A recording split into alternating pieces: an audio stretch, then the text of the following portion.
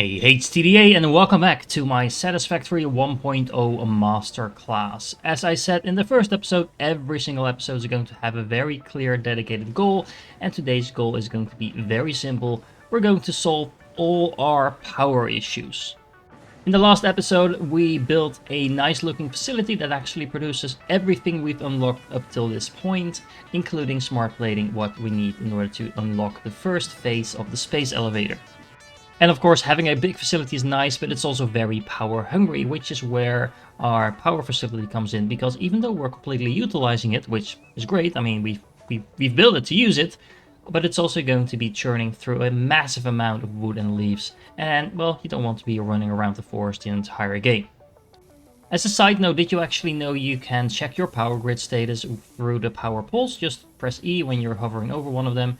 And then you can see the maximum consumption we currently have in our facility is about 350 megawatts, and we can produce at most 360. So like I said, we're completely utilizing everything, so we're definitely going to need some more power. While you're waiting for those smart platings to come in, you can either continue to upgrade your facility, of course, with a better Mark II belts and things like that. You should definitely also be clearing out tier 1 and tier 2 milestones if you haven't done so yet. You're going to need pretty much everything here, so the field research enables you to get the map and then gives you some more inventory slots. We're going to use the MAM later on, so you definitely need that as well. Basically, you're going to need everything. The one exception, maybe, is the jump pads. They're really fun, but that's about it. And the cost of 50 rotors at this point is actually a pretty steep cost, and we're going to need those rotors for other things as well.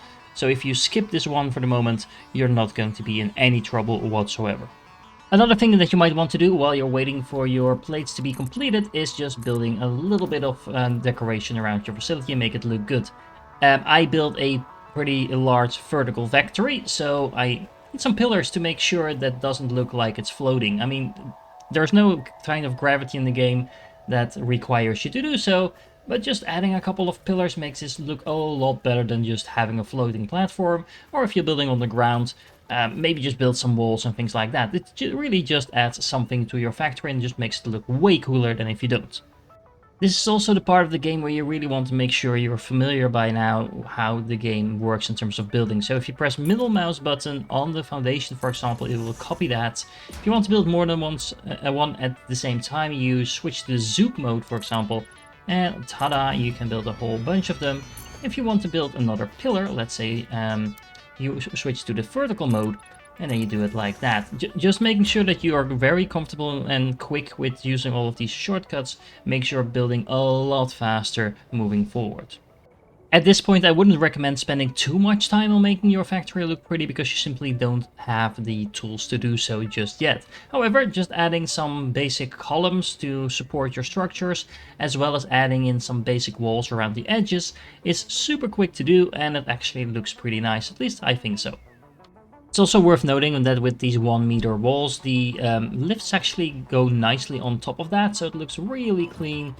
Even though there is clipping, it doesn't look like anything is actually obstructed, so it actually looks like the wall is supporting the belt. So yeah, like I said, it just looks very sleek and it's super easy to do. But back on topic, you should pretty soon have your 50 smart plating, so you need to go to your space elevator, find this pedestal over here, press E, and then you need to switch this to seal the container. And then once it's actually sealed, you can send it. You will see it shooting up the air, and we have phase 1 unlocked. Which means back at our hub, we now have a lot of new cool things to play with, but we first need to unlock them. And like I said, we're going to start with coal power because that will make everything a lot easier. So select the milestone. You should have the reinforced iron plates and the rotors. And again, this is why we are producing all of this in such large amounts, because we actually start needing quite large amounts as well. So we're going to launch that and get that going. Before I do that and the lady starts talking, I would also refer you to the phase 2 requirements. As you can see, we now need 1000 smart plating. So just as an example, we are going to need a lot of that, and we're producing about 4 per minute now, so you can get a sense of the scale of this game. We're going to take plenty of time to get the other requirements as well, by the way, so the smart plating is actually not going to be the bottleneck, but just to point out, this is why you need to think big in this game. However, in this game it's also very useful if you can think modular, smaller parts that you can easily put together and scale up afterwards if you need to. For example, we're going to start out with a very minimalistic type of power plant. You want to bring at least enough materials to build yourself 4 coal power generators. This will cost you quite a bit of reinforced iron plates and rotors, so again, this is why we're producing those in those high amounts. And you're also going to want to bring enough materials for at least 2 water extractors. Now, as you see, you also actually need copper sheets for those water extractors, so let's go back to our copper facility and make sure we have those in production. Now, if you're playing in the same location as I am, then you will have another copper node right over here next to the one that we are already using. However, you will probably also find that your copper facility over here is completely backed up. You're probably looking at a whole storage unit full of wire and cable, so we might as well just use the existing facility that we already have and tap into these smelters over here just to add another production line to the mix. Now, remember in one of the previous episodes when I said you should always leave yourself plenty of room to expand, and this is a perfect example of that. Now, I have this existing production line for the wire over here. I have these splitters over here that split the things to the side, so we can actually get the iron ingots in here. But the splitter works both ways, so all I need to do now in order to get the copper sheets running is add 2 constructors, or 1 or 3 or whatever number you want, but at least a couple of them, I would say. And just hook them up to the already existing splitters that I have. They go right in here, I set the recipe, and then all I need to do is have 1 merger on the other side, put down a storage unit, and voila, I have some copper sheet production. And then once you have some copper sheets, don't forget to also bring some other stuff like plates, concrete, pretty much anything you need to build foundations, power lines, etc., because we're going to need those as well. And it's a shame if you run off and then find out you didn't bring, let's say, iron plates with you just because you forgot them. The shopping list is super useful. It will show you exactly what you need. Of course, you will need to guess kind of how many foundations you need and things like that, but you get better at that as you continue. And honestly, just think what you need, then triple that number and go with that, and you're probably still going to need more, but at least you're on the safe side. And hey, just because you have this awesome facility now running, you might be running out of power, or there might be 100 reasons why you don't have enough of a certain material. Don't be afraid to just handcraft it. It's going to be probably one of the last times you're actually going to be handcrafting stuff, but you might as well do it to speed things up so we can get that power going. Once you have all that stuff, you want to start walking north along the coast and get to this location with these 4 coal nodes. Now, honestly, I am a little bit confused because I'm used to getting attacked at this point by all these creatures running around. There's a couple of them over there, but they seem to be comfortable just leaving me alone. So I'm not entirely sure if that was changed in the release, but I can't complain about creatures not attacking me. And I am playing on the standard difficulty, so I didn't turn them off or anything like that. There's a Mercer Sphere here as well, so make sure you pick that up. And then we can start building. Now you're going to want to start building at one of these top 2 nodes because those are normal nodes while the bottom ones are impure nodes. So these are only going to get you half the amount of resources that the other ones will. As always, I recommend putting your miner on some foundation just to keep things organized. And remember, please people, press Ctrl before you build your first foundation at the new location so it snaps to the world grid, so you can make 100% sure that everything will align neatly. As you can see, whenever I build something on the floor, I do actually try to use the large foundations, mostly because that means that all these nice little tiny rocks and little plants and stuff like that just disappear into the foundation. Of course, the plants you can clear out, but for now we can't actually do anything about the rocks, so just make sure that nothing is really peeking through, at least not on the top. In order to make our coal power plant work, we actually need water as well, and that's why we brought the water pumps. So we're going to be building towards the water. Now, you will have these very irritating mushrooms in the way, but luckily we can actually cut those down. Except, apparently, for this one. I'm not entirely sure what's going on with this one, but well, we'll just have to work around it. Now, let me show you a very neat trick to build a clean-looking factory. Rather than building on the foundations that I just put here, I'm going to place down a 4-meter foundation like this, and then I'm going to place a 2-meter foundation on top of that. Extend the top platform as well, and then build 4 of these coal generators opposite to each other. So we have a little group of 2 on one side and a little group of 2 on the other side. then what we're going to do is we're actually going to take out this middle foundation over here.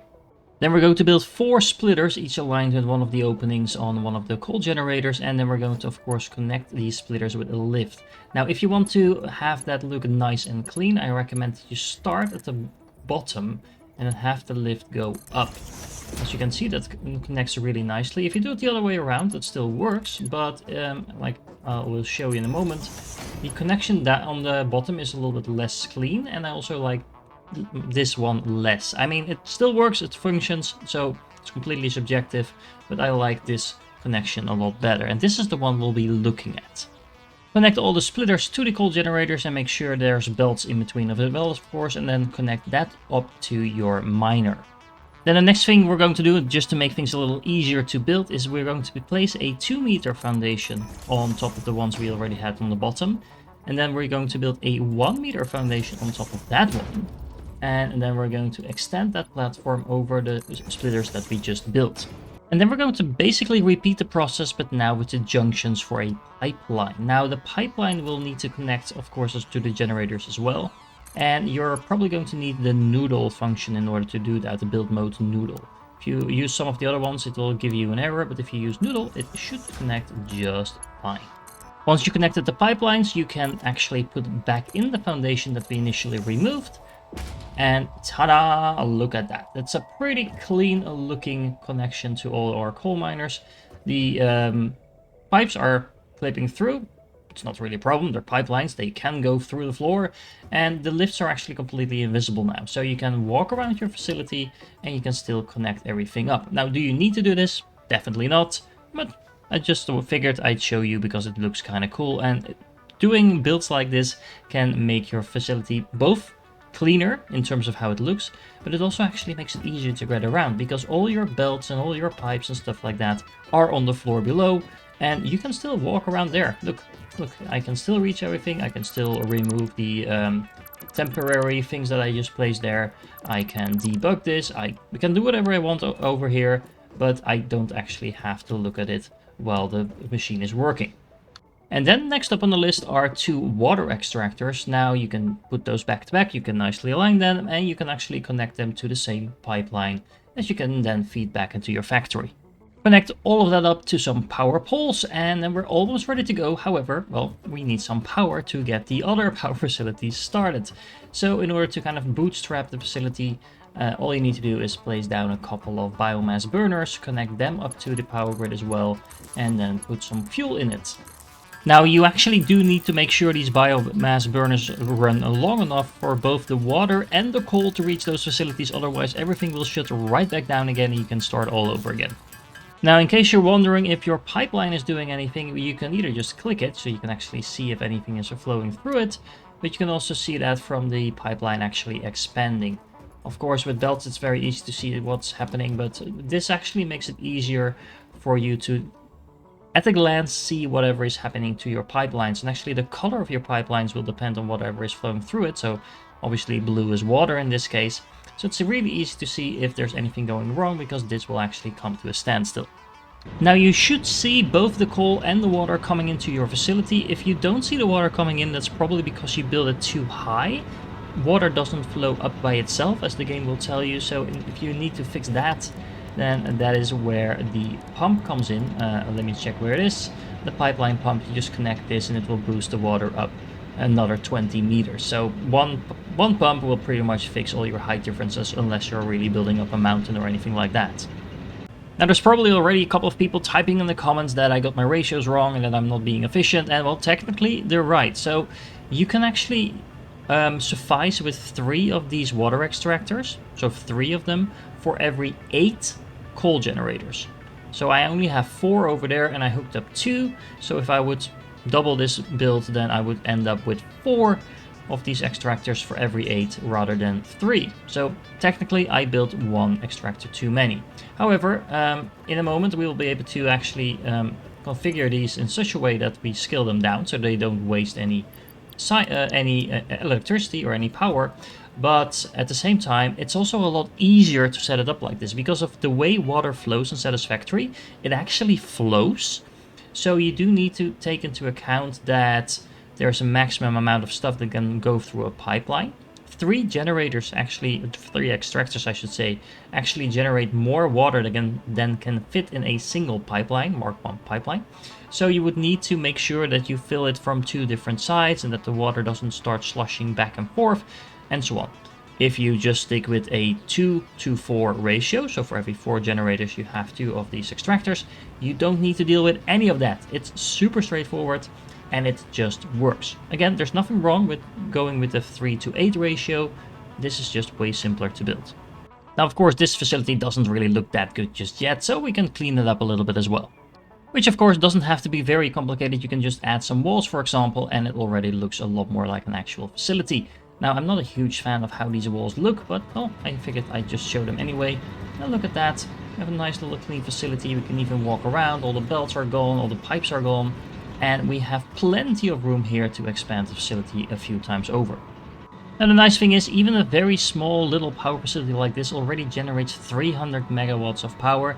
You will see it dipping up and down a little bit while it starts up. That's because the coal is being split between all these different facilities. And we're not overproducing coal, we're producing exactly enough coal to keep all of these things moving. But because of the splitters, it takes a little while for the first couple of them to be filled up. And the back ones will therefore turn on and off initially until that sorts itself out. Not a huge problem. You can actually resolve that issue by just taking a stack of coal, putting that in the final few coal generators, and then those will no longer turn off anymore. And you can also see that the total capacity is 360 megawatts, and that's because these 2 biofuel burners are still there. They could still be producing. They're actually not producing anymore because coal takes priority over biomass, but still we have a little bit of backup power there just in case. Now the last thing you need to do is just make a huge long power line all the way back to your base, and yes, that will take a little moment, but you're going to need to walk back anyway. I wouldn't worry too much about setting up a nice looking power line because you're going to be expanding all over the place anyway, so you can just clean that up as you go. Just get it going first and make sure you have your power connected to your main base. And then once you reach your base once again, you can connect everything up, and voila, you can see we have added a huge amount of power to our base, and this is infinite power as long as we make sure that we don't have anything short-circuiting, because once you actually do overload your power, everything will shut down and it can be a pain to start it back up. So you definitely should be going back to where we just were and build some more coal generators. One thing that is majorly liberating at this stage of the game is that now, because you have infinite power, you also have infinite production, and you no longer need to worry about running out of stuff. As long as you, of course, keep your power up to par with your production. Now, this is going to give you a massive amount of freedom moving forward because, well, basically whatever you're doing, you're still going to be producing, it's still going to be useful. And there is actually a lot of different ways you can go that we will explore in the next couple of episodes. So honestly, the next couple of episodes are not necessarily in a specific order. You have a lot of freedom to choose where you go next. My order is just a suggestion. Now remember, there is 4 nodes over here, so there's another normal one just like the one we just used, so that will get you another 4 generators up and running. And then there's 2 impure ones over here that will get you another 4 generators up and running. So that's basically triple the power that we have now, and that will last you quite a long while into the next few episodes. More importantly, in the meanwhile, you make sure your factory keeps running non-stop from this point on. And that means you should be finding nice amounts of reinforced plates, rotors and stuff like that, all waiting for you at your home base. So even though we built quite a large base in the second episode, this is now going to massively pay off because we have an insane amount of production already good to go. And that is something we will be able to leverage in the next few episodes as well. So I hope you found this little coal power tutorial useful. I look very much forward to the next few episodes. If you're still here, you're awesome, and I hope to catch you in the next one.